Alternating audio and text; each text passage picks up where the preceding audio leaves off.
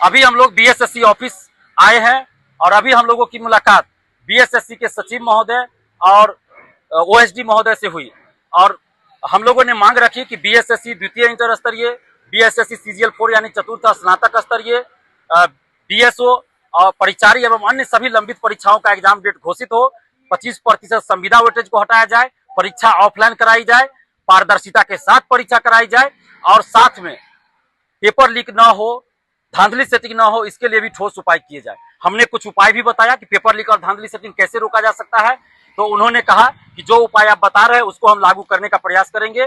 संविदा वेटेज हटाने के मुद्दे पर उन्होंने कहा कि ये सरकार का फैसला है, पर सामान्य प्रशासन विभाग की तरफ से हम लोगों को आदेश आया था, तो इस पे हम लोग कुछ नहीं कर सकते। हमने कहा कि आप एक लेटर भेजिए कि अभ्यर्थी ऐसा मांग कर रहे हैं कि संविदा वेटेज हटाया जाए, क्योंकि बीएसएससी प्रथम इंटर स्तरीय में भी एनसीएल का मुद्दा आया था, तो हम लोग आंदोलन किए थे और उसके बाद बीएसएससी ने सामान्य प्रशासन विभाग को लेटर भेजा था और उसके बाद सामान्य प्रशासन विभाग ने बीएसएससी को अपने तरफ से लेटर भेजा कि अभ्यर्थियों की जो मांग है उसको मान लिया जाए और अभ्यर्थियों की मांग मानी गई थी। तो इसी तरह आप संविदा वेटेज को लेकर एक लेटर भेजिए सामान्य प्रशासन विभाग को कि अभ्यर्थी संविदा वेटेज हटाने की मांग करे। इस पर उन्होंने कहा कि हम भेजेंगे लेटर और हम लोग भी अपने स्तर से संविदा वेटेज हटाने के लिए सामान्य प्रशासन विभाग के पास भी जाएंगे।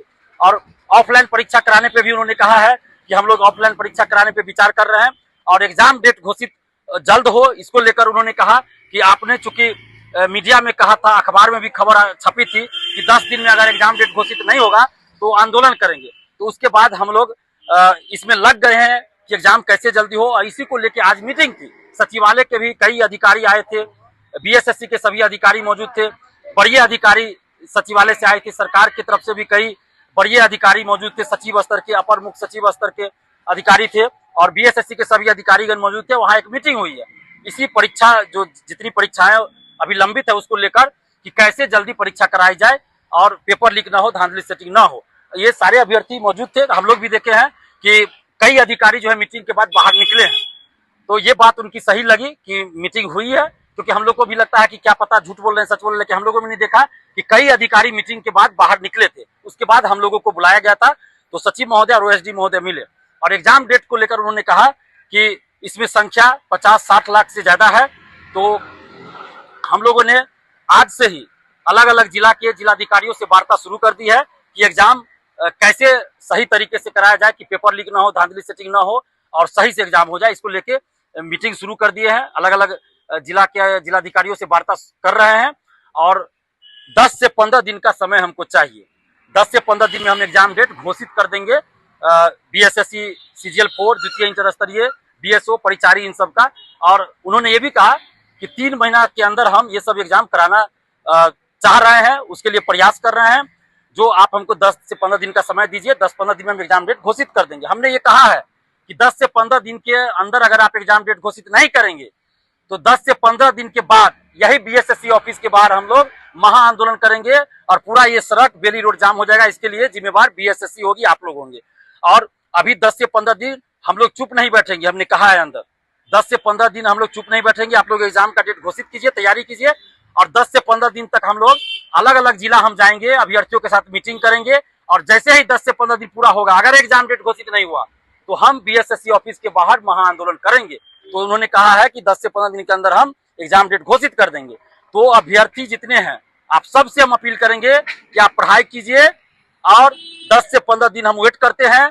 अगर एग्जाम डेट घोषित नहीं होता है तो हम लोग महा आंदोलन करेंगे और इस 10 से 15 दिन के अंदर, इस 10-15 दिन में हम अलग अलग जिला में आएंगे, जिसमें हम आप लोग के साथ मीटिंग करेंगे, एक अलग अलग जिला का टीम बनाएंगे और अगर 10 से 15 दिन के अंदर एग्जाम डेट नहीं आता है तो हम लोग महा आंदोलन करेंगे। और अंदर चूंकि 2 लोग को ही बुलाया गया था, तो हम गए थे, यानी छात्र नेता दिलीप कुमार और हमारे साथ प्रियंका पटेल जी थी, तो ये दोनों हम लोग थे। फिर हमने ओएसडी महोदय से आग्रह किया कि आप बाहर चलकर अभ्यर्थी जो 8-10 आए हैं उनको भी आप बता दीजिए, जो बात हम लोग किए वही बात बता दीजिए। तो ये सारे जो 8-10 अभ्यर्थी है, इन लोगों के सामने भी उन्होंने यही बात बताई जो बात हम लोग के बीच हुई। तो ये लोग भी सुने हैं कि 3 महीना के अंदर एग्जाम कराने की बात वो करे। हम भी जानते हैं, देखिए 50-60 लाख से अधिक संख्या है, हम भी ये नहीं कह सकते हैं कि 1 महीना के अंदर आप एग्जाम करा लीजिए, क्योंकि ये संभव नहीं है।